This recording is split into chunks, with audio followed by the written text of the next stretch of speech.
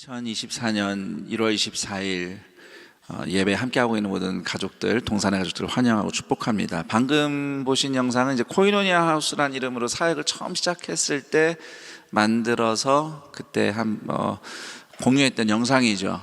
그리고 한참 또 그 사역을 하다가 올해는 아예 청년교구의 별명이 이제 코이노니아 하우스가 붙여질 정도로 좀 우리 안에 많이 확산되고 익숙해졌고, 또 이 시점에 이 영상을 보니까 또 좀 새로울 것 같습니다. 우선 저는 이게 내 목소리였나 싶어서 익숙하지 않아서 낯설어서 좀 새로웠고, 새삼 애니메이션 영상 참 잘 만들었다는 생각이 듭니다. 제가 설교를 오늘 굳이 할 필요가 있는가, 영상에 웬만한 핵심적인 메시지가 다 들어있는데 라는 생각이 들 정도로 정말 영상을 그때 만들어 주신 분들 너무 고마워요. 그럼에도 또 저는 오늘 말씀을 전하도록 일이 맡겨졌기 때문에 오늘 코이노니아 하우스, 그리스도인이라 일컬음 받는 사람들이라는 제목으로 오늘 사도행전 말씀으로 함께 좀 얘기를 나눠볼까 합니다. 먼저 좀 그냥 재미있는 얘기 하나 생각나서 이거부터 좀 들려드리죠. 오래전에 들은 얘기긴 한데, 어느 한 아이 엄마가 아이를 뒷좌석에 태우고 운전을 하다가 유턴을 하면 안 되는데 이제 유턴을 했어요. 마음이 급해서. 그런데 딱 돌고 나니까 앞에서 경찰이 봉을 흔들면서 차를 세우라고 합니다. 그래서 차를 세웠죠. 여기는 유턴 금지 구역인데 왜 유턴하셨습니까? 하면서 이제 범칙금을 이제 그걸 발부하려고 하는데, 그 엄마가 이러는 거예요. 아이가 갑자기 아파서 급하게 병원을 가려고 유턴을 했어요 라고 그냥 일단은 둘러댔어요. 근데 아이는 멀쩡하거든요. 엄마가 근데 그 얘기를 한 거예요. 그럼 아기가 엄마 나 안 아파 이러면 큰일 나잖아요. 근데 엄마가 딱 그 얘기를 하자마자 뒤에 지금까지도 멀쩡하게 있던 아이가, 유치원생 아이예요, 갑자기 어딘가 아픈 것처럼 힘을 빼고 이러더래요. 이게 거울로 보이는 거예요. 엄마가 이렇게 미러로 보니까. 그래서 이제 경찰이 어느 병원으로 갈 거냐 이렇게 물어보길래 답하고 이러더니, 다음부터는 이렇게 하지 마세요. 대신 저 벌금을 안 낼 수는 없으니 저 오토바이 헬멧 안 쓰고 탄 걸로 하겠습니다 해가지고 그렇게 딱지를 끊어줬어요. 그리고 나중에 엄마가 너무 미안해가지고 이제 아이한테 미안하다, 거짓말하게 만들어서 미안하다고 사과를 했답니다. 그랬더니 아이가 씩 웃으면서 괜찮아요 그랬대요. 네, 누가 가르쳐주지 않아도 능청스럽게 거짓 연기를 할 수 있는 능력은 도대체 어디서 온 걸까요? 자, 옆 사람과 인사합니다. 사람은 모두 죄인입니다. 네, 한 번만 더 인사할까요? 우리는 다 예수님의 용서가 필요합니다. 우리는 다 예수님의 용서가 필요합니다. 네, 한 주간 또 내가 그래도 그리스도인이라고 믿음을 지키고 살겠노라고 씨름했지만, 또 이런저런 일에 좌충우돌하고, 또 우리 형제님이 대표기도 했던 것처럼 믿음으로 좀 살아보려고 해도 사실 이런저런 것들 때문에 충돌도 일어나고 어려움도 있고, 그런 가운데 또 다시 한번 예수님의 용서와 또 회복의 사랑 의지하며 용기 내어 이 예배 자리에 오신 모든 분들을 다시 한번 주님의 이름으로 축복합니다. 마음은 이 자리에 함께하고 싶지만 또 피치 못할 사정으로 각자의 처소에서 또는 병상에서 멀리 출타 중에, 또 해외 선교지에서 온라인으로 이어져 있는 동산의 형제 자매들 또한 환영합니다. 우리는 그리스도인으로 살고 있는데요, 그리스도인, 기독교인 이런 호칭들이 있어요. 성도. 그리스도인이라는 호칭이 조금 더 공식적인 호칭이겠죠. 그리스도인이라는 호칭은 사실 성경에서 나오는 호칭입니다. 오늘 우리가 읽은 사도행전 11장에도 이 그리스도인이라는 단어가 나오죠. 26절에 헬라어로는 크리스티아노스라고 하는 단어입니다. 크리스티아노스, 그리스도를 구주로 믿고 따르는 사람들을 일컫는 말이죠. 그리스도인. 이 호칭은 오늘 사도행전 11장 26절에 기록된 것처럼 성도들이 스스로 우리는 그리스도인이요 라고 부른 게 아닙니다. 믿지 않는 이웃들이 예수를 믿는 제자들을 보고 붙여준 이름이 크리스티아노스, 그리스도인입니다. 이웃들이 붙여준 별명을 나중에 이제 예수님의 제자들이 사용한 거죠. 우리는 그리스도인이다. 이웃들이 보기에 뭔가 다른 점이 있었던 거죠. 믿지 않는 예수님의 제자가 아닌 사람들과 뭔가 다른 말투, 다른 행동, 다르게 살아가는 모습이 있었던 겁니다. 뭔가 두드러진 게 다른 게 있었죠. 그래서 그걸 보고 주변 사람들이 그리스도인이라고 호칭을 붙였는데요. 사실 예루살렘에서 예수님의 제자들이 늘어나고 부흥했을 때, 거기에서 예루살렘 교회가 세워졌을 때만 해도 예루살렘에 있는 이웃들이 제자들을 보고 그리스도인이라고 부르지는 않았습니다. 나중에 복음이 좀 더 퍼져서 예루살렘이 아닌 다른 지역에 이제 제자들이 생겨나고 교회가 생겼을 때도 그때 그 사람들이 예수님의 제자들을 보고 그리스도인이라고 부르지는 않았습니다. 사마리아의 교회가 생겼을 때도 그렇게 안 불렀어요. 자, 그런데 안디옥이라고 하는, 안디옥은 오늘날 시리아에 위치한 도시입니다. 그 당시 유대 땅은 사실상 유대 땅이 별도의 땅이 아니고 그 시리아라고 하는 지방의 시리아 주의 한 동네였어요. 그 시리아의 그 핵심 로마 도시가 안디옥이라는 도시입니다. 원래는 이제 로마 전에 헬라 제국을 다스렸던 셀류커스 왕조의 안티오쿠스 그 왕의 이름을 따서 이름을 안디옥이라고 이제 진 거죠. 그때부터 그 핵심적인 사실상 수도나 마찬가지였던 도시인데, 로마 시대 때도 저 아우구스투 황제가 율리우스 시저 아들이죠. 옥타비아누스가 아우구스투스 되죠. 가가지고 이 도시는 특별히 이제 로마처럼 프리 시티, 자유인의 도시로 만들어주겠다 해가지고 거의 뭐 로마 제국 내에서도 특권을 누리던 어마어마한 도시였습니다. 요즘식으로 하면 그야말로 코스모폴리탄, 세계 각국에서 온 사람들이 함께 모여 사는 그야말로 로마의 특권을 다 누리는 로마식 도시, 거점 도시였어요. 자, 그 안디옥에서 예수 믿는 사람들이 생기니까 사람들이 그때부터 예수 믿는 사람들을 그리스도인이라고 부른 겁니다. 도대체 예루살렘에서도 안 그랬고, 다른 데서도 안 그랬고, 사마리아에서도 안 그랬는데, 안디옥 시민들 눈에 안디옥 교회 성도들의 어떤 면이 두드러져서 그 제자들을 그리스도인이라고 부르기 시작했는가? 이게 오늘 우리가 함께 생각해 보려는 핵심입니다. 안디옥의 교회가 생긴 과정은 이렇습니다. 원래는 이제 성령님이 예수님의 약속대로 오셔서 제자들이 성령을 받고 예루살렘에 드디어 초대교회가 시작되죠.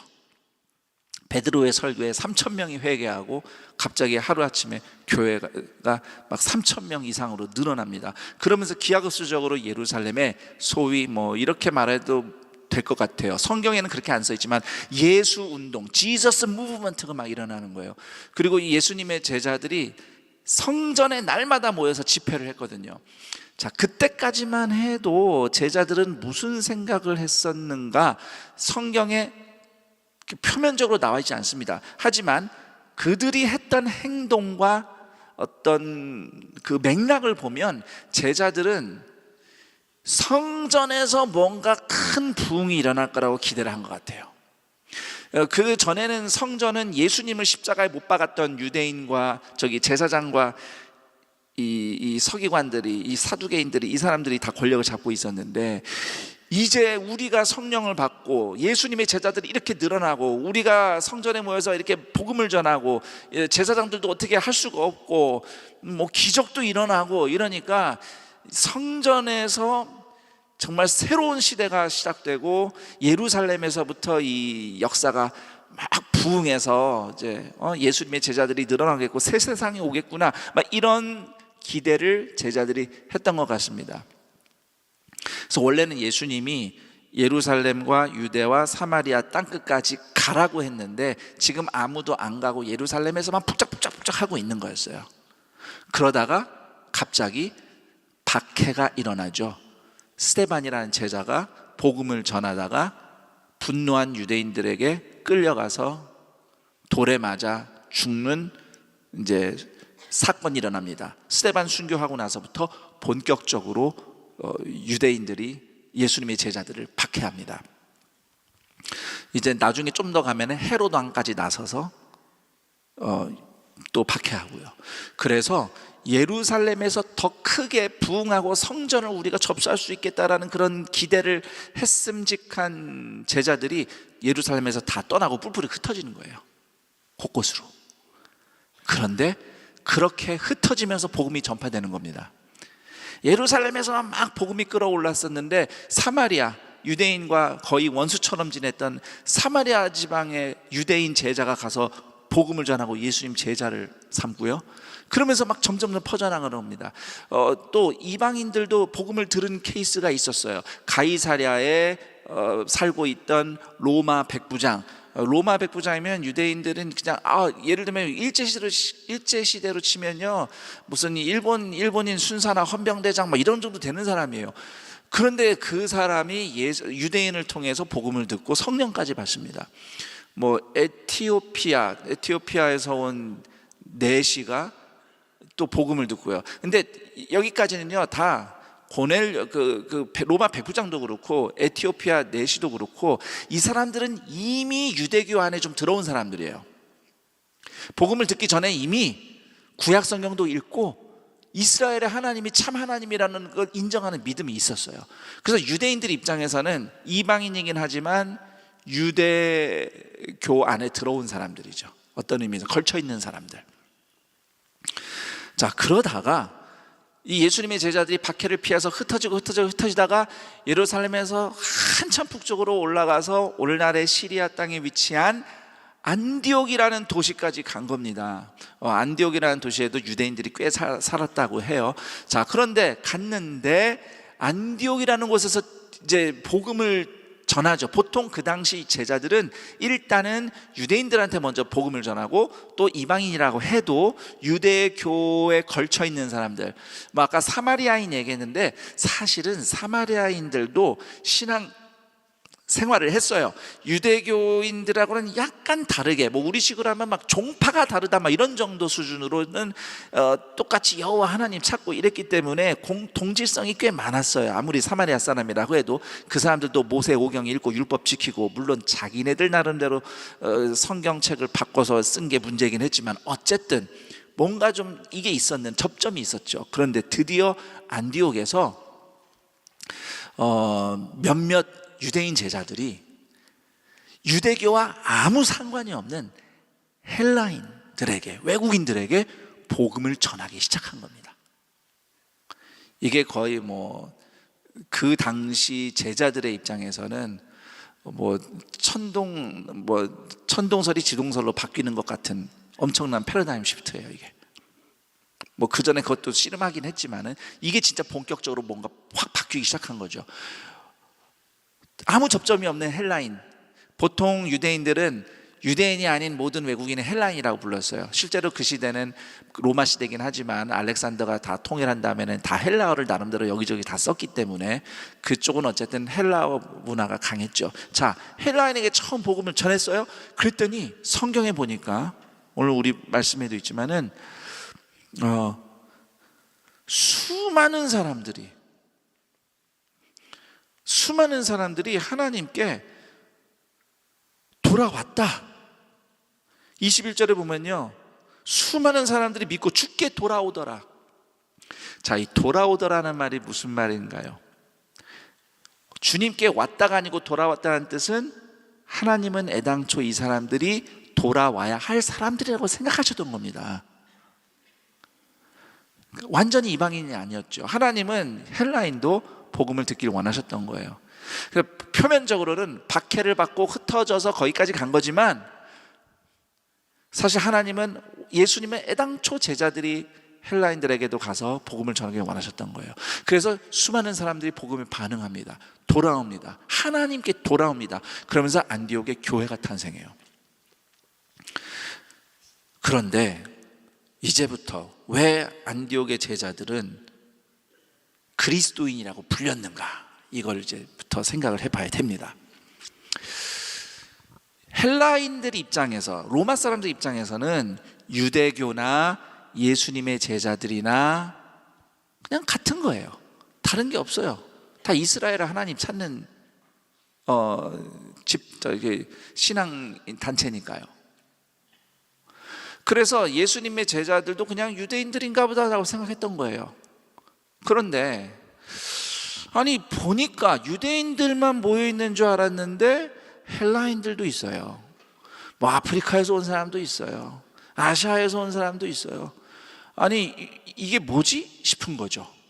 게다가 그냥 평민들만 있는 줄 알았더니 귀족도 있고, 아니 보니까 노예도 있네. 그 당시에는요, 뭐 교회라고 해서 이렇게 별도로 예배당에서 모인 게 아니고 집에서 모였거든요. 그리고 보통 교회, 초대교회는 집에서 모일 때 식사하면서, 식사 모임하면서 예배드리고 이랬어요. 유대인들도 마찬가지였고, 실제로 로마 시대 많은 그 종교 활동들이 집에서 이루어집니다. 그러니 둘러 앉을 때 항상 보면요, 그때 당시 로마 시대에는 클래스가 같은 사람들끼리만 모이는 거예요. 로마 사람은 로마 사람끼리 모이는 거고요, 아시아 사람들은 아시아 사람끼리 모입니다. 내가 어느 도시 출신이냐 그러면 그 도시 출신끼리 모이는 겁니다. 유대인과 헬라인은 같이 있을 리가 없고요, 귀족과 노예가, 평민이 같이 한 자리에 둘러앉아서 밥을 먹을 일이 없습니다. 그건 완전히 통념을 벗어난 일이에요. 그런데 예루살렘에서 왔다고 하는 사람들이 있어서 유대인인가 해서 봤더니 거기에는 헬라인도 있고 유대인도 있고 뭐 누구도 있고 아니 저기 어디 귀족도 있고, 아니 그 집 종도 같이 와서 나란히 앉아서 밥을 먹고, 이게 도대체 뭐냐 이거죠. 이해가 안 되는 거예요. 그 당시에는 있을 수 없는 함께 둘러앉은 공동체가 탄생한 겁니다. 공통점이 전혀 없어요. 그 당시 로마 세계 사람들이 볼 땐 이해가 안 되는 이 집단을 도대체 뭐라고 부를 것이냐 생각해 보니 그리스도를 주라고 고백하는 것 외에는 공통점이 없어요. 그래서 그때부터 사람들이 예수님의 제자들을 그리스도인이라고 부르기 시작한 겁니다. 다시 말해서 예수님을 믿고 구원받은 사람의 강력한 사인, 강력한 증표 중에 하나가 유대인이나 헬라인이나 종이나 자유인이나 남자나 여자나 다 함께 그리스도 안에서 하나 될 수 있는 사람으로 변화된 것. 그게 그 시대 사람들이 봤을 때 예수님의 제자들이 보여주는 가장 두드러지게 다른 점이었어요. 그 시대 로마인들과 비교해 볼 때. 복음은 그냥 예수 믿으면 나중에 죽으면 천국 갑니다, 이게 천국 티켓 정도 나눠주는 그런 메시지가 아닙니다. 물론 죽으면 천국 가죠. 맞아요. 내세가 있어요. 하지만 복음은 정확하게 얘기하자면은 예수님을 통해 거듭나고 회복된 사람들이 이루어가는 하나님 나라로의 초대장입니다. 예수를 믿고 나서 변화된 새로운 삶을 살면서부터 하나님 나라를 경험하면서 살기 시작하는 거예요. 그 하나님 나라로 오라는 것이 복음의 초대예요. 그래서 예수님이 마태복음 4장에서 보면은 회개하라, 천국이 가까이 왔다라고 말씀하시죠. 회개하고 천국 가라고 말씀 안 하셔요. 예수님은 천국 가라고 말씀하신 적이 없습니다. 천국이 가까이 온다고 말씀하십니다. 예수님을 구원자로 영접하는 순간부터 성도는 하나님 나라를 살기 시작하는 거예요. 예수님이 이 땅에 내려오시면서 하나님 나라가 왔어요. 도래했어요. 네, 다시 말씀드리지만 우리가 육체의 삶을 끝내고 우리 영혼이 가는 하나님과 함께하는 그곳이 있습니다. 내세는 있죠. 하지만 하나님 나라는 내세 이상이거든요. 하나님 나라는 현세와 내세를 다 포함해서 하나님의 다스리심이, 그분의 사랑과 의가 펼쳐지는 세상이에요. 나라예요. 그래서 하나님의 나라는 온 겁니다. 가는 게 아니에요. 예수님을 믿고 구원받음으로써 죄 용서받고 하나님의 자녀가 되는 순간부터 나는 이제 하나님 나라 안에 들어가서 살기 시작하는 겁니다. 그래서 하나님 나라 복음은 먼 미래에 대한 얘기가 아니에요. 뭐 여기 계신 분들이 다 당연히 뭐 자연스럽게 늙어 죽겠지라고 예상하니까 그렇다고 치고, 뭐 100세 시대라니까 요즘 90세 넘어, 최근에 그 우리 성도님 아버지가 돌아가셨다고 장례 소식이 왔는데 99세셨어요. 이런 분들 많습니다. 요즘에 교구에서 요즘에 어르신들 그 축하 파티 할 때요, 저기 그 90세 넘으신 분들 여러 모아놓고 파티합니다. 그때 가서 천국 갈 거 생각하고 믿음 생활하는 게 아니고, 우리는 벌써 여기서부터 하나님 나라, 성경이 천국이라고 얘기하는 건요, 하늘에 있다고 해서 하늘 나라가 아니고요, 하늘이 내려와서 우리에게 시작된 하나님 나라를 의미하는 거예요. 하나님 나라를 우리 이미 시작하는 거예요. 새롭게 변화된 인생과 세상, 오늘 우리가 이 세상에서부터 경험하는 하나님 나라에 대한 얘기예요, 복음은. 그리고 우리가 경험하는 하나님 나라는 갈라디아서 3장 27절 28절이 이렇게 말씀하고 있습니다. 누구든지 그리스도와 합하기 위하여 세례를 받은 자는 그리스도로 옷 입었느니라. 쉽게 말해서 예수님을 믿음으로써 우리가 합쳐졌대요. 여기서 세례는 세례식만을 의미하는 게 아니에요. 예수님을 믿는다는 것은 예수님과 합쳐진 인생이 됐다는 뜻입니다. 예수님 안으로 들어갔다는 뜻이에요. 우리가 합쳐졌기 때문에, 그러므로 너희는 유대인이나 헬라인이나 종이나 자유인이나 남자나 여자나 다 그리스도 예수 안에서 하나이니라. 절대 함께 앉을 이유가 없는 사람들이 오직 예수 그리스도를 믿는 그 믿음만으로 함께 앉아 있는 겁니다. 이것이 예수님을 믿고 변화된 사람들이 살아가며 이루어가는 하나님 나라예요. 이 복음이 로마 시대에 어떤 의미로 다가왔는가, 아까 앞에 애니메이션에서 좀 나오긴 했지만, 로마 시대에는 모든 사람이 다 인간 취급을 받은 게 아닙니다. 로마 법에 의하면 로마 시민권을 가진 남자가 인간이고요, 나머지는 그 밑에 존재입니다. 그래서 부모가 자녀, 아무리 로마 시민이라고 해도 어린이는요 아직 인간이 아니에요. 그래서 로마 시대에 성행했던 것 중에 하나가 돈이 필요하면 아이를 노예로 딴 집에 팔기도 하고요, 또 뭐 우리 집에 입이 너무 많다, 좀 입을 줄여야겠다, 그러면 그냥 자녀를 죽이는 일도 허다했습니다. 아이와 여자, 노예, 외국인은 인간 취급을 하지 않았어요, 법적으로는. 그런데 복음은 뭐라고 얘기하냐면요, 복음은 하나님이 사랑하신대요, 누구든지. 그리고 예수 그리스도를 믿음으로 하나님의 자녀가 된다는 겁니다. 유대인이나 헬라인이나 할 것 없이, 종이나 자유인이나 할 것 없이. 그래서 그 사람들이 들을 때는 이 복음이 어떻게 받아들여냐면은 이런 거죠. 뭐 로마 시민권 가진 사람이 얼마나 됐겠어요? 그 당시 로마 세계에 그렇게 많지 않았어요. 대다수는 다 그보다 밑에 있는 사람들이었단 말이죠. 근데 그들에게 복음은 내가 인간이 아닌 것 같은 존재가 하나님을 믿음으로 하나님의 자녀가 되는, 그리고 아주 인간답게 하나님의 형상, 존귀한 인간으로서 환대받고 초대받고 함께 할 수 있는 인생으로 변화되는 거예요. 이게 그들에게 다가왔던 복음의 능력입니다. 하나님이 나를 사랑하시는구나. 우리가 다 하나님의 존귀한 자녀들이구나. 이런 건 없었거든요, 그 전에는.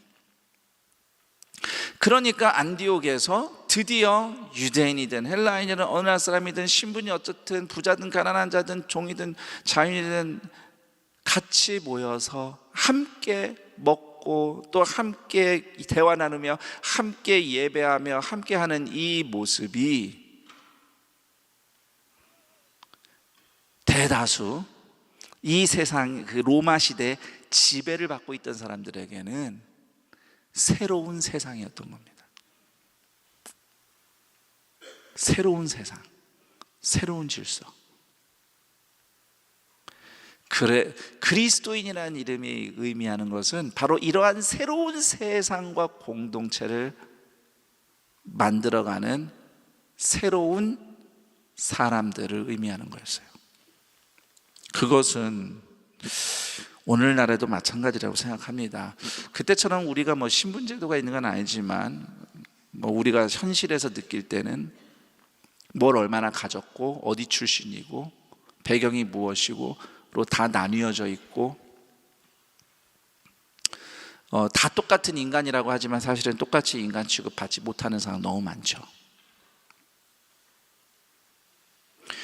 이런 세상에서 우리가 그리스도인 그리고 예수님을 만나서 거듭난 사람들이라는 강력한 증거 중에 하나는 갈라디아서 3장 28절이 말씀하는 것처럼 유대인이든 헬라인이든 한국 사람이든 외국 사람이든 신분이 어떻든 남자든 여자든 우리가 다 그리스도 예수 안에서 하나님의 가족이 될 수 있는 것, 우리가 함께 할 수 있는 것, 서로를 그렇게 환대하고 초대하는 예수 그리스도의 사랑, 이것이 오늘도 여전히 그리스도인들을 통해서, 특히 그리스도인 공동체, 교회 공동체를 통해서 나타나야 하는 하나님의 임재와 능력입니다.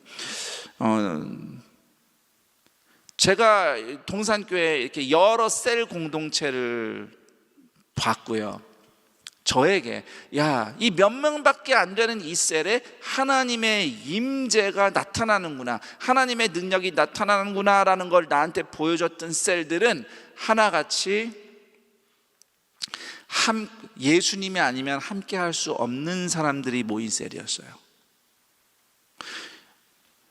여러분도 지금 다 보면 공동체별로 앉아 있잖아요.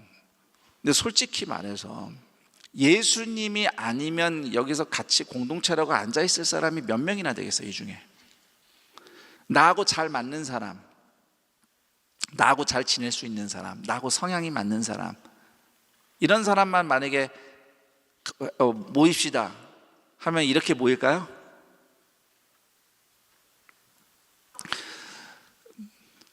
하나님의 임재와 영광을 제가 옆에서 정말 목격할 수 있었던 공동체들은 나 한 사람 살기도 너무 힘들고 벅찬 거예요. 다 힘들어요. 아픔이 있어요. 어려워요. 그런데 오로지 예수님의 이름으로 같이 함께 모이고 있고요. 그리고 아무리 달라도 안 맞아도 그냥 있는 그대로 예수님의 사랑으로 받아주는 공동체였어요. 내가 경험했던 그 셀 공동체에서 나타난 어떤 예배를 통한 하나님의 임재는 찬양을 엄청나게 멋있게 잘 인도해가지고 찬양 인도자가 너무 찬양 인도를 잘해가지고 감동받아서 하나님의 임재를 경험했다, 그런 거 아니었어요. 코드도 틀리고 반주도 중간에 기타를 친다고는 치는데 좀 차라리 내가 치는 게 나을까 싶기도 한데, 저도 기타는 잘 못 치지만 그런데 그 찬양 속에 하나님의 임재가 느껴지는 거예요. 그 어리숙한 찬양 속에. 말씀인도 리더가 말씀을 기가 막히게 풀었나? 아니에요. 그렇지 않았어요. 그런데 말씀 나눔을 하는데 그 안에 공감이 있고 눈물이 있고 진심이 있고, 처음에 이해가 안 됐어요. 도대체 이게 뭔가? 아니 왜 진짜 일부러 외국에 셀 탐방한다고 셀 교회 가가지고 외국인 교회 외국 교회 셀 보고 여기가 이게 하나님의 임재가 있다고 해서 가서 보고 오고 그랬거든요. 근데 그거를 내가 섬기고 있는 공동체 셀이 하고 있는 거예요. 내가 그렇게 하라고 가르쳐 준 적도 없는데 이게 뭐지 그랬어요. 그래서 도대체 이게 뭔가? 사랑인 거예요. 사랑. 차별 없는 사랑이에요. 그냥 인간으로 보는 거예요. 서로를. 당신은 왜 이렇게 해가 아니라 이 사람은 이렇구나, 이런 아픔이 있구나, 저런 아픔이 있구나. 그리고 예수님의 이름으로 서로를 받아주는 거예요. 그리고 함께 예수님의 이름으로 예배하고. 그러니까 분명히 하나님을 예배하고 하나님을 찬양하고 하나님을 사랑하는데 서로를 향한 그 용납과 환대와 사랑이 넘치는 거예요. 그게 하나님의 임재였어요. 하나님의 임재는 무슨 신비한 체험이 아니었어요. 물론 신비한 체험도 있을 수 있어요. 그렇지만 하나님의 임재의 본질은 사랑이에요. 왜냐하면 하나님은 사랑이시라. 찬양을 얼마나 멋있게 부르고 설교가 얼마나 기가 막히고 조명 세팅이 어떻고 누가 무슨 은사가 나타나고 해도 사랑이 없으면 하나님은 안 계신 겁니다. 제 얘기가 아니죠. 고린도전서 13장에 그 얘기가 있잖아요. 그 말씀이 있죠. 그 사랑은 우리끼리 수준이 맞아서 잘 어울려서 경험하는 사랑이 아니에요. 어느 한 셀에 교구에 한국인 아주머니들만 모여있는 셀이 있었어요. 낮에 직장 생활하고요, 밤에 셀, 주중에 금요일 날 밤에 셀 모였어요. 집에서 너무 피곤한 거예요. 그 셀은 드라큘라 셀이에요. 그게 무슨 얘기냐면 셀원들이 셀에 모이면 나 힘들어, 나 위로해줘, 나 은혜가 필요해 하면서 셀 리더한테 다 빨대를 하나씩 다 꽂고 쭉쭉쭉 빨아먹고, 셀 리더는 소진되고 셀원들은 배부르다 하고 가는 셀. 그걸 이제 드라큘라 셀이라고 하는 거예요. 갑자기 굉장히 격하게 공감이 되는 리더들이 계신다면 주님의 위로가 있기를 축복합니다. 그나마 리더가 조금 더 여유가 있다고 해서 다 퍼주죠. 그럴 때 정서적으로 퍼주는 거죠. 이제 정서적으로. 그런 셀에 필리핀에서 결혼해서 온 자매들이 몇 명이 이제 그 셀에 들어가기 시작했어요. 말이 안 통하잖아요. 그런데 보니까 그 셀, 원래 그 한국인 아주머니 셀 중에 필리핀에서 결혼해서 한국에 온 지 한 10년이 좀 넘은 한 그 필리핀 여성분이 있었어요. 근데 그분이 그동안은 이제 예배를 잘 못 드리고 있었는데 필리핀 사람들이 이제 몇 분 더 오시니까 그분도 이제 더 적극적으로 모셔왔죠. 그러니까 이 필리핀 10년 된 필리핀 우리 자매님이 떠듬떠듬 한국말하고 그리고 따갈록하고 이렇게 통역을 하면서 셀 모임을 하는 거예요. 그럼 여러분, 사실 우리가 이렇게 공동체에서 나눔을 하고 대화를 하고 말씀을 같이 나눈다 그러면 뭔가 대화가 굉장히 좀 깊어지고 내 속에 있는 얘기도 좀 할 수 있고, 내 속에 있는 얘기 했다고 막 그새 딴 사람한테 가서 누구가 막 이랬대 이렇게 말 안 퍼뜨리고, 그렇죠? 그건 배신이에요. 그건 네, 셀에서 나눈 얘기 밖에서 하면 그거는 가룟 유다랑 똑같은 거죠. 그렇죠? 예. 이 정도로 우리는 셀에서 서로 이렇게 얘기를 좀 할 수도 있고 또 들어주고 판단하지 않고 같이 격려하고 축복하고 이런 깊이가 있으려면 말이 통해야 되잖아요. 근데 이제 내가 걱정이 되는 거예요. 필리핀 분들 이제 막 왔고 한국말도 안 되고 한국인 아주머니들이 영어를 하겠어요? 못하죠. 그 한국말 어설프게 하는 그 필리핀 자매 통역해가지고 하는데 걱정이 너무 돼가지고 제가 그 당시 그 셀리더, 지금은 권사님 되셨지만 그 셀리더님한테 집사님 너무 힘드시죠? 말도 안 통하고 셀 예배 드리는 게 너무 힘드시죠? 제가 조만간 어떻게든 필리핀 자매분들만 좀 셀을 따로 구성해 보도록 하겠습니다 했더니 그분이 아니라고, 목사님 아니에요, 우리 너무 좋아요, 매번 모일 때마다 울어요. 그래서 내가 속으로 말도 안 통하면서 왜 우세요? 그래서 속으로 뭘 통해야 울죠. 세상에, 역시 성령님이 이렇게 마음을 바꿔놓으시더라고요. 제가 아까 말했죠. 그 셀 드라큘라 셀이었다고요. 셀원들마다 다 고달픔이 있어요. 또 그 셀에 있는 셀원들은 다 장애인 자녀를 하나씩 다 두고 있어요. 또 장애인 자녀 키워, 돈 벌어야 돼, 밤엔 피곤해, 힘들어요.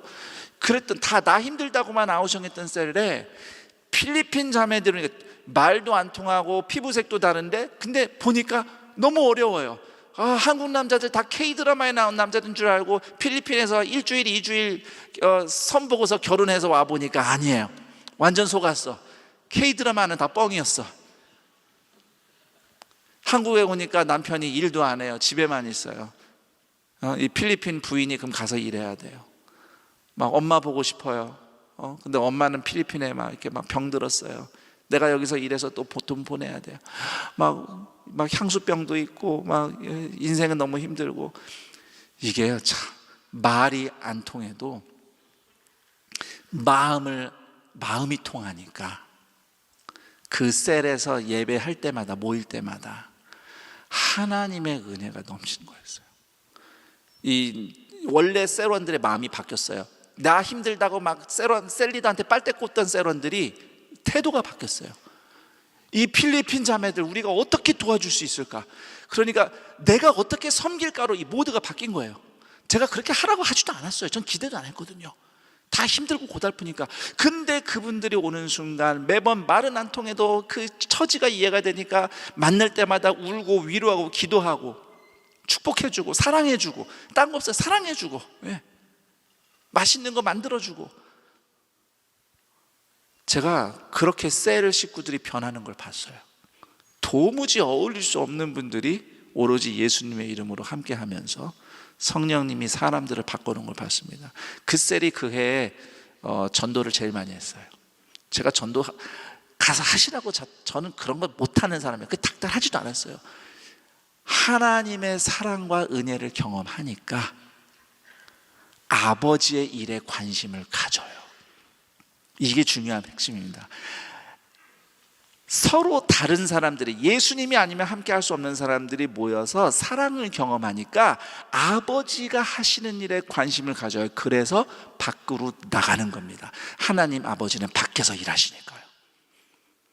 내가 보았던 바로 전혀 달라서 예수님 아니면 만날 이유가 없는 사람들이 오직 예수 그리스도의 십자가의 사랑으로 용납과 환대와 사랑을 경험한 이들이 하나님 아버지 하시는 일에 함께하고 싶어서 더 이상 우리끼리만 있지 않고 밖으로 나가보자 하면서 나가는 셀들을 참 많이 봤습니다. 아마 이 얘기를 들으면서 이거 우리 얘기인 것 같다, 나도 그런 거 경험했다 하는 분들이 아마 있을 거예요. 있을 겁니다. 우리는 그런 그리스도인 공동체, 하나님 나라 공동체를 이루어가며 살도록 구원받은 겁니다. 천국은 가야 하는 곳일 뿐만이 아니라 이미 우리에게 도래한 곳입니다. 그리고 그 천국은 어떻게 나타나는가? 유대인이나 헬라인이나 한국인이나 어느 나라 사람이나 할 것 없이, 종이나 자유인이나 신분이 어떻든 간에, 가난한 자든 부한 자든 남자든 여자든 할 것 없이 예수 그리스도 안에서 하나님의 자녀로 거듭날 수 있는 공동체. 그래서 우리는 그리스도인입니다. 우리는 예수님과 합쳐진 인생으로서 예수님 안에서 하나인 하나님 나라 공동체를 경험하고 있는가 질문해 보고 싶습니다. 예수님 아니어도 잘 지낼 수 있는 건요, 그거는 동호회고 취미생활입니다. 아마 SNS에서 그렇게 잘 맞고 만날 때마다 좋은 사람들 찾기 쉬울 겁니다. 그건 교회가 아니죠.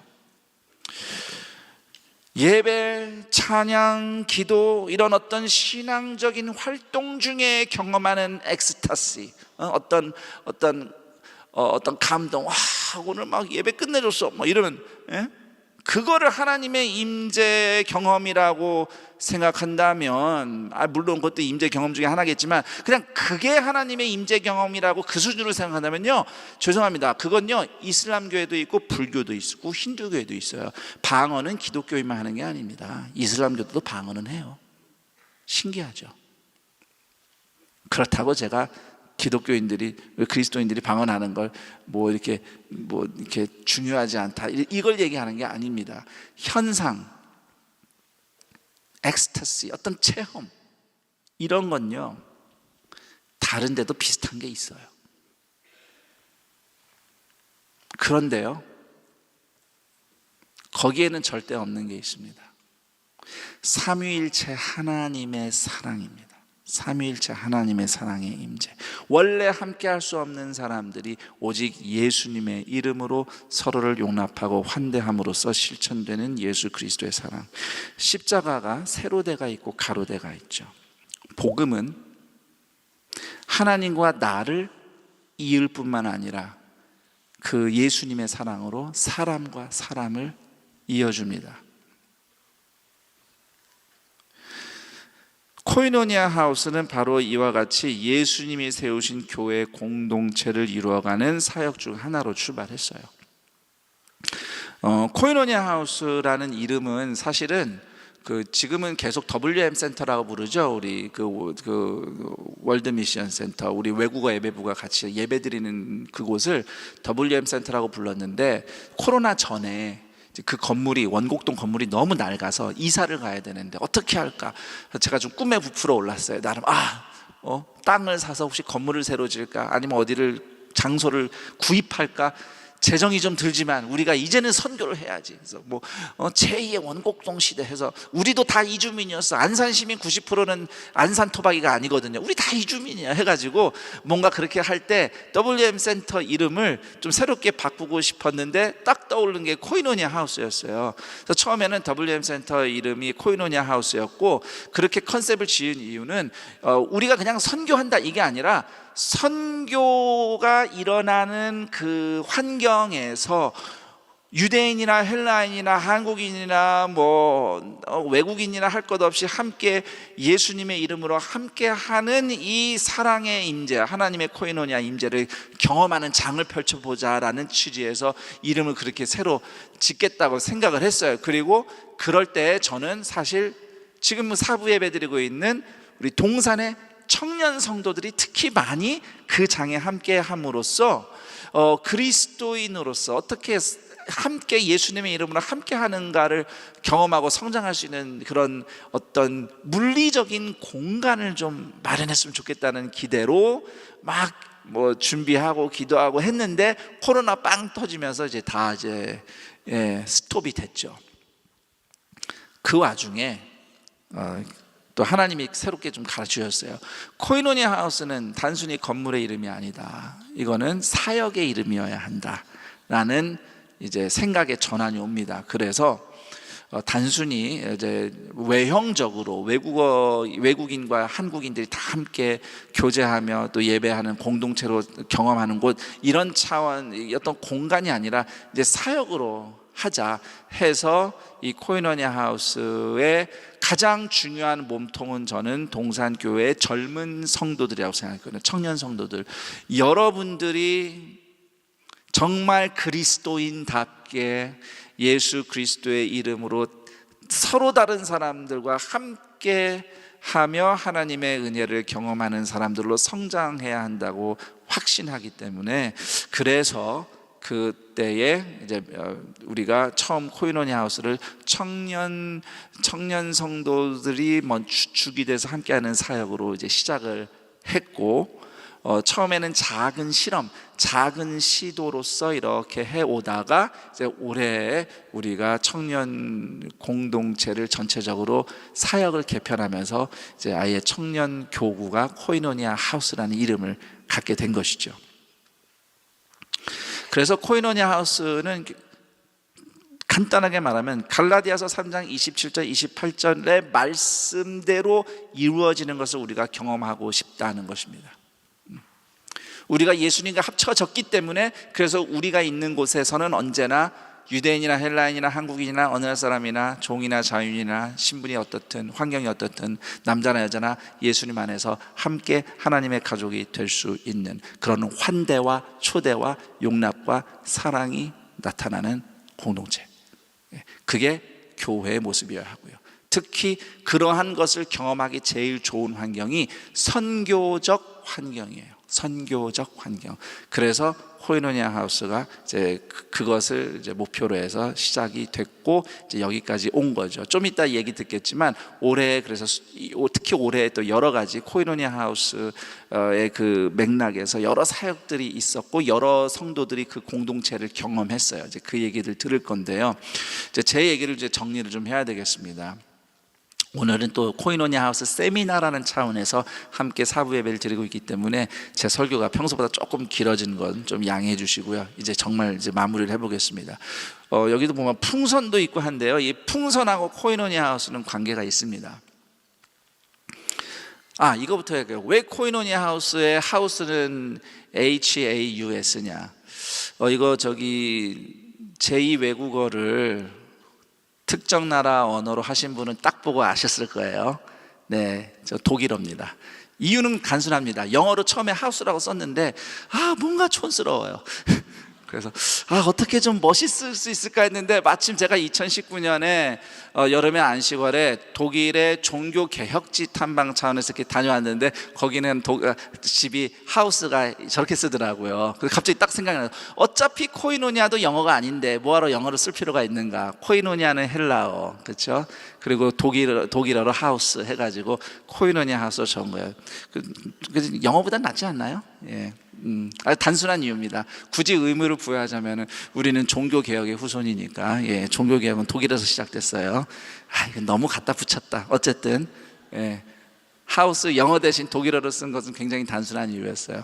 하지만 그만큼 우리는 이 세상이 흔히 얘기하는 공동체가 아닌 다른 정말 예수 그리스도의 복음과 함께 시작된 하나님 나라 공동체를 보여주고 싶다는 그러한 독창성과 창의성을 함의하는 이름이라고 생각하시면 좋겠어요. 풍선 얘기로 돌아갈게요. 아시는 분은 아시겠지만 저는 동산교회 부목사 출신이고요. 사실은 동산교회에서 2013년에 김인종 원로 목사님, 그러니까 김인종 1대 목사님 은퇴하신 이후에 후임 목사를 부목사들 중에 결정하겠다라고 하고선 당회가 이제 누구를 후보로 할 거냐 하고 계속 얘기를 나누고 기도하던 그 즈음이었어요. 그 즈음에 어느 날 그냥 갑자기 문득 지금까지 제가 동산교회에서 배우고 경험한 것들이 하나로 꿰어지는 통찰의 어떤 순간을 경험합니다. 그때 미국의 어느 목사님이 쓴 리더십 비디오를 보고 있었는데 제목이 이거였어요. 그러니까 이런 거였죠. 컨트롤이 아니라 인플루언스다. 컨트롤이 아니라 인플루언스다. 복음은 컨트롤이 아니라 영향을 미치는 거라는 거죠. 근데 그 강의를 딱 듣다가 갑자기 영상을 잠깐 듣는데 제가 지금까지 동산교회에서 경험한 셀 또는 교회의 모습, 내가 경험한 정말 예수님이 머리가 되셔서 목사가 뭐 하라고 한 게 아닌데 그냥 예수님을 머리로 모신 공동체가 어떻게 성령의 사랑으로 충만해서 내가 가르쳐주지 않았어도 이렇게 하나님 아버지 일을 찾아서 나가고 움직이는 정말 교회 같은 그런 모습들을 보여주었는가, 이런 것들이 뭔가 하나로 쫙 깨어지는 통찰이 갑자기 오면서 제 마음에 그림이 두 가지가 떠올랐어요. 하나는 여러분 옛날에 이집트에서 피라미드 만들 때 무슨 큰 바위를 막 이렇게 옮길 때 보면은 그때는 바퀴나 순송수단 없으니까 통나무 밑에 막 깔고 미는 거 있죠. 이런 거 그림 비슷한 거 본 거 저기 있죠. 예. 그 이미지가 딱 떠올랐어요. 왜 떠올랐냐면 안산 동산 교회는 거대한 교회잖아요. 근데 우리는 움직여야 되잖아요. 그렇죠? 교회는 움직이는데 마치 이 거대한 교회를 옛날에 피라미드 지을 때 통나무 막 밑에 굴려가지고 통나무 깔고 막 힘들게 앞에서 끌고 뒤에서 밀고 안 가면 뒤에서 채찍질 해가지고 막 드라이브 걸고, 교회가 그렇게 해서 앞으로 가는 거는 절대 아니다 라는 생각이 그냥 문득 든 거예요. 우리가 그렇게 했다는 뜻은 아닌데 그냥 뭐 동산교회를 생각하니까 그 마음이 딱 들더라고요. 성도들을 통나무 삼아서 막 이 프로그램 저 프로그램 뭐 이런 사역 저런 사역, 성도들을 막 쉴 틈도 없이 사역을 막 돌려가지고 뭔가 바쁘게 막 돌아가가지고 교회가 뭔가 하는 것처럼 보이고, 그럼 막 교회가 앞으로 가는 것처럼 보이고, 이거는 교회 갈 길이 아니다. 이거는 뭐 피라미드 짓겠다고 도로 움직이는 것밖에 안 된다 라는 생각이 딱 들었어요. 그리고 나서 바로 떠오른 이미지가 풍선이었어요. 더 정확하게 말하면은 그냥 동산교회 우리 그냥 막연히 우리 동산교회 예배당이 막 이렇게 수천 개 막 엄청나게 많은 헬륨 가스가 딱 있는 그 풍선으로 쫙 이렇게 떠오르는 그런 이미지가 제 마음에 보였어요. 그러면서 제가 그 생각을 했어요. 맞다. 나는 사실 저거는 제가 생각났을 때 막 그린 건데 헬륨가스 풍선이라고 하긴 했는데 사실 맨 위에 누가 있죠? 예수님이 계시죠. 우리 성도들이 개인의 삶이 가정이 예수님과 직접 이어지면 마치 풍선에 헬륨가스 넣으면 알아서 이렇게 뜨는 것처럼 막 통나무 저기 위에 막 깔고 굴리듯이 그렇게 안 해도 되고 그냥 예수님과 이어지고 예수님으로 채워지면 떠오르겠구나. 교회는 그렇게 올라가야 되는 거다라는 생각이 든 거죠. 개인이, 셀이, 가정이 예수님과 연결된 삶을 경험만 하면 예수님과 함께 하나님을 향해서 떠오르는 삶을 살겠구나. 동산교회가 움직인다면 그렇게 움직여야 한다라는 이제 좀 그 확신이 제 마음에 들었어요. 그때 이후에 지금도 저는 이 그림에 대해서는 변함이 없습니다. 저는 목사로서 저의 역할은 여러분이 예수님과 이어지고 예수님으로 채워진 삶을 살 수 있다고 계속 알려드리는 거예요. 그 삶을 살도록 도와드리는 것이고, 여러분이 예수님으로 채워지고 예수님의 사랑으로 이어지면, 특히 공동체로 함께 이어지면 마치 이 풍선이 자연스럽게 뜨듯이 여러분은 하나님을 향하여, 하나님 아버지가 관심 없는 그곳을 향하여 날아오를 겁니다. 여러분, 삶에 여러 현실적인 문제들이 많잖아요. 학업 있죠, 취직 있죠, 또 뭐 앞으로 결혼해야 되고 또 자리 잡아야 되고 이런 치열한 일들이 있습니다. 과연 이 가운데서 내가 정말 어떤 의미를 발견할 거냐, 내가 예수를 믿는 믿음이 이런 인생 가운데 어떤 의미가 있느냐, 이런 질문들 하시면서 사시죠. 제가 여러분의 인생을 개별적으로 다 아는 게 아니기 때문에 제가 이렇다 저렇다 단정지어서 말하지는 않겠습니다. 그러나 분명한 사실은 여러분의 삶의 처지가 어떠하든지 분명히 잘 보면요, 어느 순간 예수님과 여러분이 연결된 순간들을 특별히 경험하는 순간들이 있을 겁니다. 그분의 말씀을 통해서 또는 우리 공동체의 격려와 사랑을 통해서, 위로를 통해서 어떤 식으로든 여러분이 예수님과 내가 이어졌다는 것을 확인하는 순간이 있을 거예요. 그리고 그 순간 용기를 내서 내가 어떤 행동을 할 겁니다. 지금 내가 하고 있는 인생을 믿음으로 씨름을 하든지, 현실을 앞으로 밀면서 나가든지, 또는 그 순간 하나님이 초청하는 어떤 섬김의 자리로, 봉사의 자리로, 하나님이 하시는 일로 초대받든지, 어떤 식으로 여러분은 예수님과 이어진 어떤 순간들을 경험하고 그 순간 여러분 어떤 액션을 할 겁니다. 그 순간들로 여러분의 인생이 채워지는 것만으로도 여러분은 하나님 나라를 이루면서 살고 있는 겁니다. 뭐 객관적으로 지금 어떻게 하고 있느냐, 직장에서 어떻게 하고 있느냐, 여러분의 삶의 퍼포먼스 어떠냐, 이거는 중요하죠. 그러나 중요하지만은 더 중요한 것은 그러한 여러분의 삶의 씨름의 그 순간순간마다 예수님과 이어진 그분의 사랑으로 채워진 순간을 사는 것, 그래서 그 믿음으로 내가 그 시간을 살아내는 것, 그 시간으로 버티면서 인생을 살아내기도 하고, 그 믿음으로 누군가를 위로하기도 하고, 그 믿음으로 나는 할 수 없는 것 같은데 섬김의 자리에 순종하고 나아가고, 그러면서 여러분이 하나님의 사랑을 경험하면서 점점 성장하는 겁니다. 풍선처럼 날아오르는 여러분의 인생과 우리 공동체를 경험하는 동산교회가 되기를 축복합니다. 여기 계신 여러분들이 다 이미 이어져 있어요. 예수님과. 부디 예수 그리스도를 믿는 믿음이 단순히 내가 교회에 왔다 갔다 하는 삶 이상으로 여러분의 삶의 모든 자리가 이렇게 하나님 나라가 드러나고 펼쳐지는, 함께 코이노냐 공동체를 이루어가면서 하나님의 사랑을 통해 임재를 경험하고 하나님 아버지가 하시는 일에다도 같이 함께하는 그런 정말 그리스도 안에서 새로운 삶을 누리는 주님의 자녀들로 한 걸음 한 걸음 나아가기를 예수 그리스도의 이름으로 축복합니다. 자, 저는 이제 제가 나눌 말씀은 다 나눴고요. 이 시간에는 시간이 좀 지났지만 오늘 제가 말씀으로 전해드린 이야기들을 직접 경험한 우리 성도들의 이야기를 여러분들과 함께 나누는 시간을 잠시 마련했어요.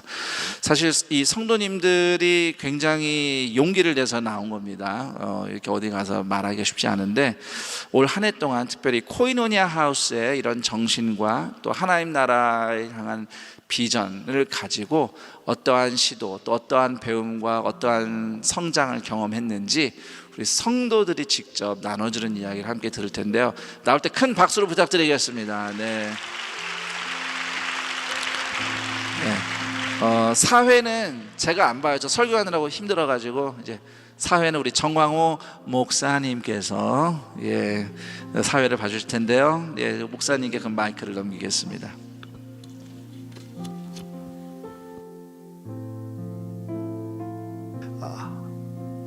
하나 둘.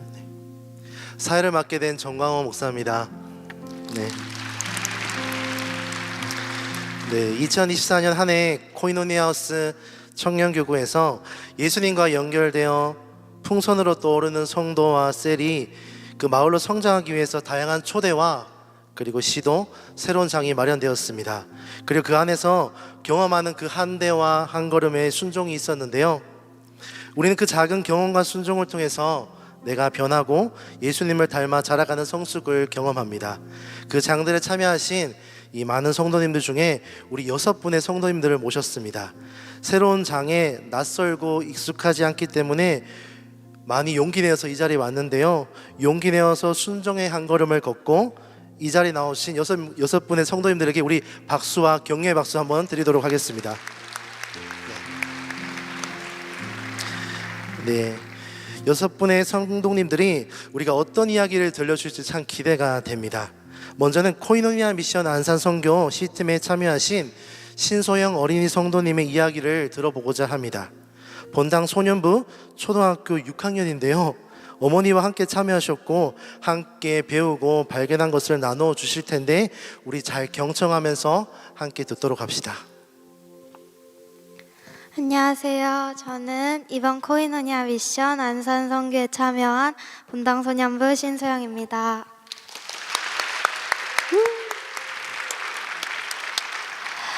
저는 이번 코이노니아 미션에 기대감을 가지고 엄마와 함께 참여했는데요. 제 나이 또래 친구들이 생각보다 없어서 조금은 당황했었습니다. 그래도 청년부 언니 오빠들과 첫 만남을 가진 후부터 하나님께서 함께 하실 선교의 여정들이 너무나 기대가 되었습니다.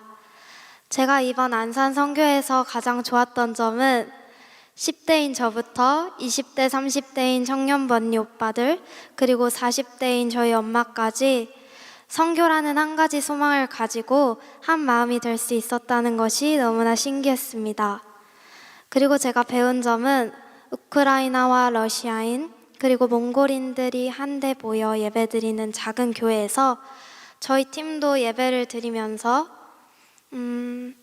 하나님께서 우리를 도와주시고 우리 모두 다르지만 예수님께로 연결되어 있다는 것을 배웠습니다. 그리고 언어가 통하지 않더라도 그 사실 하나만으로도 소통한다는 것에서 하나님의 능력을 경험하고 배웠던 시간이었습니다.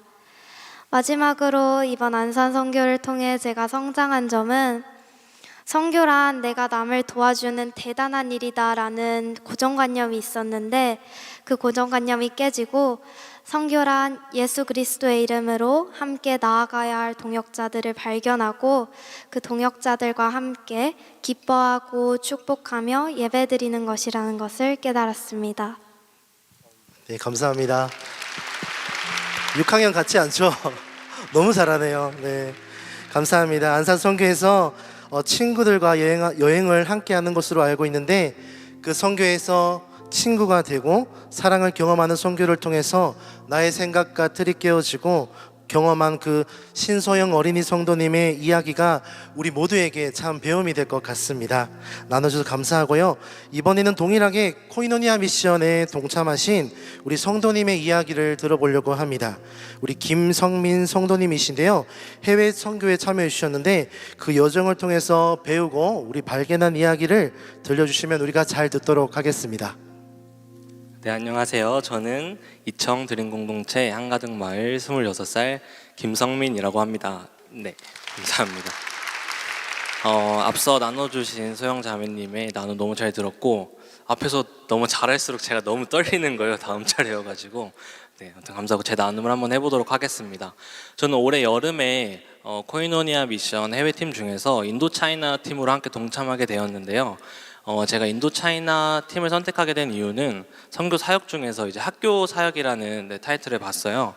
근데 그 학교 사역에서 이제 그 나라의 청소년들과 어떤 교제가 있고 어떤 나눔이 있고 또 하나님께서 어떤 은혜를 그곳에 부어주실지 너무 기대가 돼서 진짜 몇 초 고민하지 않고 바로 그 인도차이나 팀을 선택하게 되었습니다.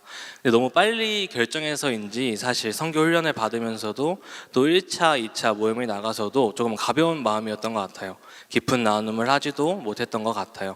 더군다나 저는 이제 대학교구에서 마을 선교를 갔을 때는 비슷한 또래들끼리 많이 갔었는데 이번에는 26살인 저부터 70세 권사님까지 함께 팀이 꾸려져서 조금은 어색했던 분위기가 있었던 것 같습니다. 그리고 제 생각에는 저희 팀원들이 1차, 2차 모임, 뭐 3차, 4차 모임까지도 별로 안 친했던 것 같아요. 선교 가기 직전까지도 별로 안 친했던 것 같고, 근데 혹시 몰라요. 저 말고는 이미 친해져 있을 수도 있었는데 저는 그렇게 생각을 했었습니다. 그래도 그 상황 속에서, 그 과정 속에서 각 세대가 서로 정말 친해지려고 노력하고 또 주일에 만나면 반갑게 인사하고 또 기도로 응원하는 모습들이 있었는데요. 그 모습들이 아름다웠고 또 인상 깊었던 시간이었습니다. 그런 과정 중에서 저희 작년 성도분들님들에게 좀 감사했던 부분들이 있었어요. 어떤 부분이냐면 그 작년 분들이 저희 청년 세대를 바라보는 시선들에 대해서 몇 가지 말씀해 주셨는데요. 모두가 그런 건 아니지만 저희 청년 세대들이 그냥 교회 나갔다가 그냥 집으로 돌아가는 것 같다. 또 썬데이 크리스찬 같다. 또 교회 봉사에 큰 관심이 없는 것 같다 등 그렇게 말씀을 해주셨는데요.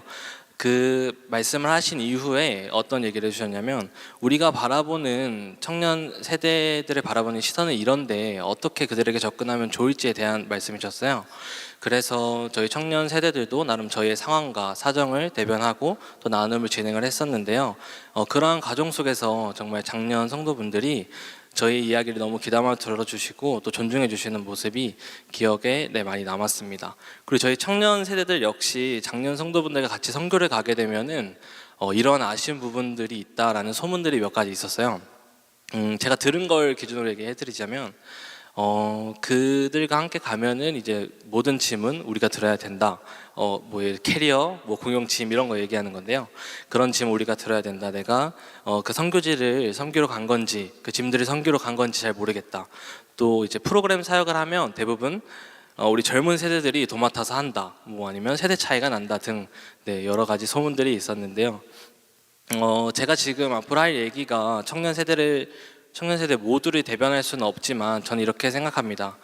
저희가 그들보다 그나마 조금 더 가진 체력으로 짐들을 들어주고 같이 함께 가는 것이 감사했고요. 아직 제가 체력이 있으니까.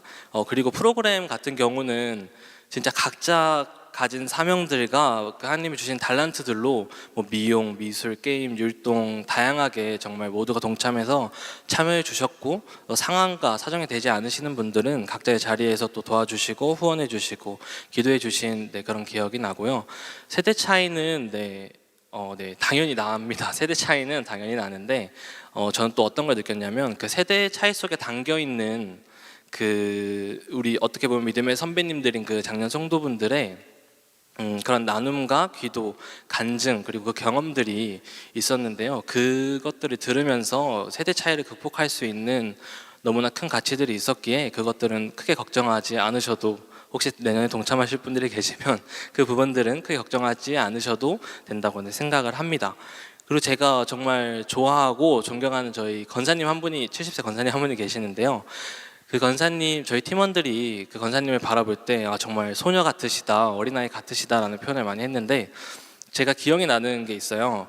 뭐 저희 청년 세대들 사이에서는 이제 뭐 활발하고 사교적인 친구들을 보면 뭐 MBTI가 E구나, 뭐 공감을 잘해주거나 감수성이 풍부하다 그러면은 뭐 F구나 이런 표현을 쓰시는데 저희 권사님은 저를 보시고 성민 형제는 정말 산소 같은 남자다 뭐 그런 표현도 써주시고 한 누나에게는 또 물망초 같은 여자다라고 하시면서 정말 재치 있고 또 재미있는 애칭들을 만들어 주셨는데요. 그런 점들이 어떻게 보면 더 빨리 가까워질 수 있었던 그런 시간들이었던 것 같습니다. 권사님이 어디서 듣고 계신다면 사랑한다는 말씀 꼭 전해드리고 싶고요. 그리고 이제 저희 사역지에 대해서 얘기를 하자면 제가 이제 인도 차이나 반도에 있는 한 국가에 선교를 하러 갔는데 그곳이 아직 공산국가예요. 공산국가다 보니까 분위기도 좀 어둡고 좀 삼엄하고 좀 감시당하는 그러한 기분도 들었습니다. 그리고 외국인이 현지인에게 직접 복음을 전파하지 못하는 그런 답답함도 조금 있었습니다.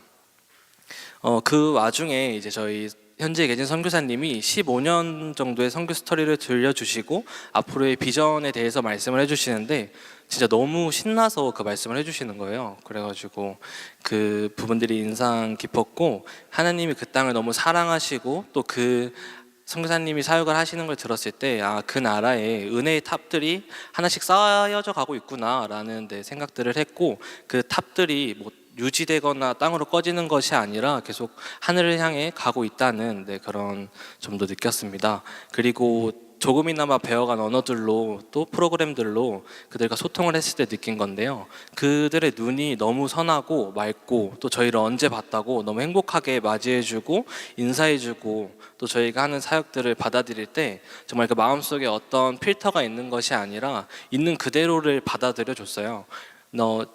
저한테 정말 필요한 부분이라고 생각해요. 저는 이제 말씀을 들을 때나 말씀 묵상을 할 때 좀 편식을 해서 듣고 싶은 것만 듣고 또 제 생각을 가미해서 좀 듣고 해석했던 경우가 많이 있었던 것 같아요. 그러면 안 되지만 그래서 그들을 보고 그렇게 있는 그대로를 받아들여야겠다라는 배움을 가지고 돌아왔고요. 또 저는 막 제가 가진 사랑을 막 주로 가는 줄 알았어요. 근데 이미 그곳에 존재하고 계시고 그들 한 분 한 분에게 계시는 예수님이 저를 너무나 많이 사랑해 주셔서 기억에 많이 남고요. 네, 시간이 없으니까 여기서 그만하도록 하고 여러분 내년에도 코이노니아 선교가 있을 텐데 꼭 함께 하나님이 어떠한 일을 하시는지 궁금하시다면 또 가까이서 보고 싶으시다면 꼭 함께 동참해 주시길 간절히 또 소망하고 바라고 기도하고 기대하며 기다리고 있겠습니다. 감사합니다. 우리 산소 같은 김성민 성도님 감사합니다. 네, 그렇습니다. 내게 익숙한 상황과 사람을 넘어서 다양한 세대와 함께 배우며 우리가 성장하는 것 같습니다. 이번에는요, 온유를 통해서 배우고 이야기를 들어보고 싶습니다. 온유는요, 청년교구를 대상으로 진행하는 교제와 전도 모임입니다. 현재 다양한 간신사별 소모임이 자발적으로 개설되어서 활동 중에 있는데요. 현재 온유에서 모임의 장으로 섬기고 있는 장대규 성도님의 귀한 이야기를 들어보도록 하겠습니다. 안녕하세요. 저는 삼청 한걸음 마을의 장대규라고 합니다. 먼저 온유는 좀 카테고리가 좀 여러 가지가 있는데요. 스포츠, 취미, 자기개발, 인문학 체클, 캠퍼스, 코이노 카테고리로 이렇게 총 30개의 모임이 있어요. 일단 이 모임에서 제가 활동했던 3가지 모임이 있는데 먼저 그걸 나누려고 해요. 처음에 등산인데요. 이 등산이 약간 이날 관악산을 갔는데 되게 비가 갑자기 오기 시작해가지고 이걸 어떻게 해야 되나 하다가 같이 가신 분들이 그냥 올라가자 해가지고 올라갔는데 그 안에서 교제하는 시간들이랑 하나님이 주신 자연을 보면서 이런 걸 보면서 올라가서 너무 좋았던 것 같고요. 그리고 또 컨펜션 편지 쓰기 모임이 있어요. 근데 이건 한 번밖에 하지는 못했지만 후원 그 아이를 놓고 서로 소개도 하고 약간 짧게 얘기도 하면서 편지 쓰는 시간이 좀 행복했던 것 되게 같아요. 그리고 키즈 코이노인데 이거는 어린이 전도하는 약간 사역이거든요. 이거는 근데 기억에 남는 게 어린이날에 떡볶이 파티를 했어요. 근데 한 셀에서 같이 와가지고 지원해 줬는데 정말 그런 것들이 참 멋있는 것 같았고 정말 보기 좋았던 것 같아요. 약간 이렇게 온유하면서 느낀 거는 각 청이 아니면 원래 보통 이게 교류할 수 있는 시간이 없는데 이런 걸 통해서 다른 청 사람들과 교제할 수 있는 시간이 정말 좋았고 지금 느헤미야 말씀에서 성벽을 재건하는 모습이 이와 닮지 않나 싶어요. 서로 다른 청, 서로 다른 사람들이 하나님 안에서 정말 같이 가는 모습들이 많이 닮았다는 생각이 많이 들었고요. 그리고 찬양 중에 마커스의 우리란 찬양이 있어요. 그게 좀 떠올랐는데 가사 부분이 약간 이런 게 있어요. 제가 읽어 드릴게요. 이젠 주위를 보아요. 어색하고 어려워도 먼저 다가가 손 내민다면 다르지만 서로 채워갈 테죠. 하나의 꿈을 나눠가며 살겠죠. 마음의 높은 벽을 지워내고 함께 걸어가요. 우리 세상이 볼 수 없던 아름다운 흔적 새겨 나갈 수 있도록 조금 느리고 조금은 어렵더라도 포기할 수는 없죠. 우리에게 믿음의 약속 영원한 승리가 있어 온전히 이루어질 그때까지 라는 가사인데요. 온유가 약간 이런 것도 담지 않나 생각이 들고요. 내년에 만약에 하나님 안에서 같이 관심사로 교제하고 싶은 분들이 있다면은 온유 많이 신청해서 함께 했으면 좋겠습니다. 이상입니다. 네, 감사합니다. 저도 들어보니까 모임 중에 참가하고 싶은 모임이 좀 있네요. 보니까 여러분들도 많은 참여 부탁드리겠습니다. 내년에는 1청부터 5청까지 성도님뿐만 아니라 코이노니아 미션처럼 다양한 세대와 성도님들이 함께 할 수 있는 모임들이 마련되는 것이 소망됩니다. 이번에는 우리 청년교구 성도님들이 모두 한 번쯤 경험했을 건데요. 바로 사부 런콰이어입니다. 매월 셋째 주 올레이션스 워십에서 공동체 특성으로 1청에서 5청까지의 성도님들과 함께하고 있습니다. 현재 런콰이어에서 팀장으로 섬기고 계시는 구본상 형제님을 통해서 배우고 경험한 이야기를 한번 들어보도록 하겠습니다. 네, 안녕하십니까. 저는 이제 사랑합니다. 네, 감사하고요. 네, 런콰이어 12년째 섬기고 있는 이제 19교구에 있는 이제 구본상이라고 합니다. 네, 저희 공동체 이름은 런콰이어라고 하는데요. 저희가 왜 콰이어라고 하면은 사전적으로 생각하면은 이제 그냥 성가대 혹은 합창대라고 쓰일 수 있지만 저희가 올레이션스 워십 안에서 콰이어 역할이라고 생각하면은 이제 리드 싱어들과 함께 찬양으로 목소리로 예배하는 공동체, 그리고 한 사람의 예배자로서 여러분들과 같이 이 예배를 이뤄가는 구성원으로서 함께 호흡하고 여러분들을 한 걸음 더 예배 가까이 초대하는 역할을 하고 있다고 생각을 합니다. 저희가 이제 2024년에 런콰이어가 코인하우스에서 맡은 바 사역은 이제 말씀하셨다시피 공동체 초대 예배였습니다. 이제 매월마다 각 청 여러분들을 저희 이제 런콰이어 자리로 초대하여서 같이 준비하고 찬양하고 그리고 특송까지 함께하는 시간들을 가졌었는데요. 그 과정에서 이제 받으신 은혜는 저보다도 여러분들이 많이 경험하셨을 거라고 생각합니다. 그래서 다소 상징적일 수 있는 예배와 찬양이라는 영역에 이제 직접적으로 참여하시면서 함께 예배를 세워가는, 함께 예배를 이루어가는 경험들을 하셨다고 생각을 합니다. 저 이제 개인적으로 또 말씀드리자면 이제 말씀드렸다시피 이제 12년째가 되다 보니까 이제 반복적이거나 좀 습관적으로 해오던 게 없잖아 있었습니다. 근데 이제 매월 참여해 주시는 여러분들을 보면서 나도 저렇게 긴장하고 이제 굳은 표정으로 참여하던 때가 있었지 하면 저희 옛 시절을 떠올리기도 하고, 그리고 또 뭐 예배 후에 오늘 너무 좋았어요 하고 기쁘게 인사해 주시는 이제 여러분들을 보면서 간접적으로나마 많은 에너지를 받고 은혜를 받으며 이제 한 해를 보냈던 것 같습니다. 네, 감사합니다. 감사합니다. 공동체가 함께 특송을 준비하고 함께 예배를 섬기는 경험은 우리 모두에게 큰 경험이자 배움인 것 같습니다. 내년에도 많은 분들이 함께 참여하여 예배를 섬기고 세우는 기쁨을 누리기를 소망합니다. 자, 이번에는요, 서로 다른 사람들이 함께하는 배움의 장의 이야기를 또 들어보고 싶은데요. 2024년 올해 1월부터 코이노니아 하우스 청년교구 소속 예배팀으로 주일 사부 예배를 섬기고 있는 코이노니아 워십팀입니다. 코이노니아 워십팀을 섬기고 있는 우리 5청의 안재영 성도님을 통해서 배우고 발견한 이야기를 함께 들어보도록 하겠습니다. 네, 안녕하십니까. 저는 코이노니아 워십팀의 싱어 파트를 섬기고 있는 5청 공동체 안재입니다. 감사합니다.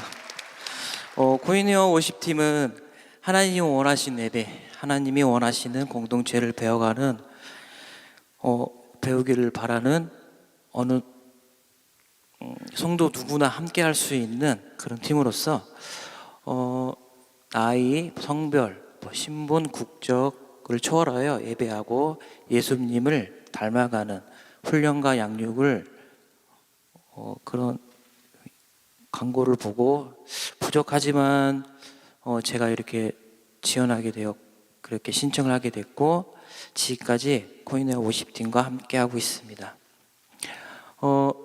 처음에는 제가 음악적 기교나 이제 보여지는 예배 자리에 설 수 있다는 그런 기대감에 이렇게 섰지만은 코인웨어 50팀에서 말씀을 묵상하고 나누고 그런 과정에서 공동체가 하나님 말씀 중심으로 되어가고 있다는 것을 느끼고 제 삶도 돌이켜 보니까 제 삶도 역시 말씀으로 하나님 말씀으로 중심으로 되어가고 있다는 것을 느꼈습니다. 제가 이제 말씀을 나누고 이렇게 묵상하고 나눈 거를 잘 못하지만은 그래도 코인웨어 공동체와 이렇게 함께 말씀을 묵상하고 배우고 또 느낀 것을 이렇게 나누다 보니까 제가 이제 삶에서 직장이나 뭐 공동체 또는 가족, 친구들 사이에 그 허물어졌던 그 인간관계에서 그 상처받았던 것 또한 이렇게 고민했던 걱정, 근심이 그런 부분들이 점점점 나아졌다는 것을 발견할 수 있었고요. 특히나 이제 어두웠던 직장 생활에서 제가 점점 밝아지고 있구나. 그 과거에는 하나님의 말씀이 없었구나라는 거를 느끼면서 제가 올해는 하나님께 감사합니다라는 걸 이 자리에 은혜 자리에 주셔서 감사합니다는 거를 고백하는 그런 시간이 되었습니다. 그리고 최근에는 저희 코이노니아 워시팀에서는 한 달에 그 넷째 주, 매월 넷째 주에 그 다른 이제 성도님들과 함께 그 나누는 장을 열었는데요.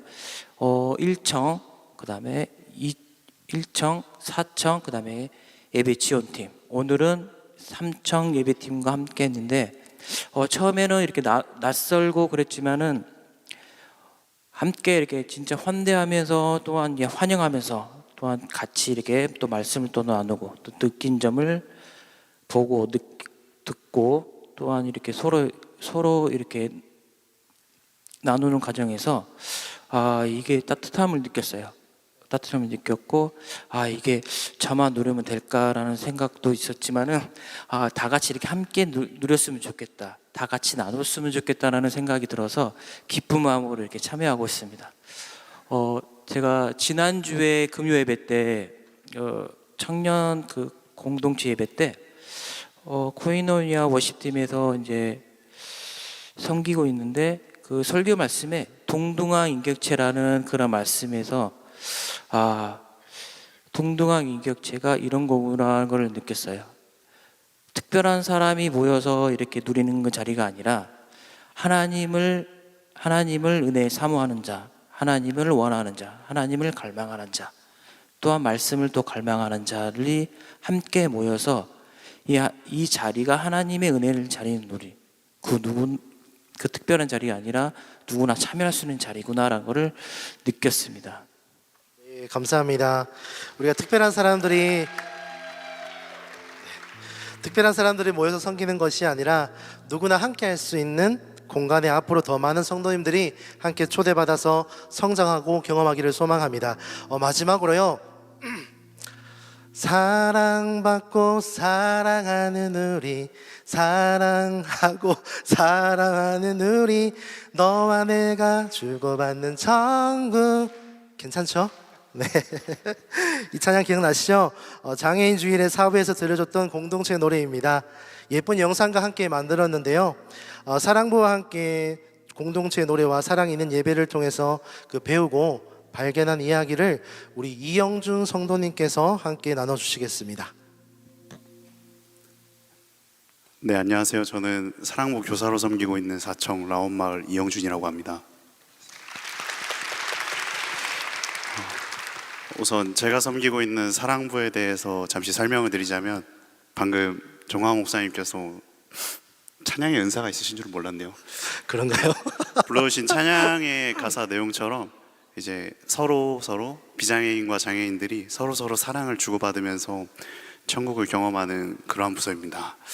그래서 저는 지금부터 이제 제가 사랑부 교사로서 누렸던 것, 그리고 사청 청년으로서 누렸던 것에 대해서 좀 나눠볼까 합니다.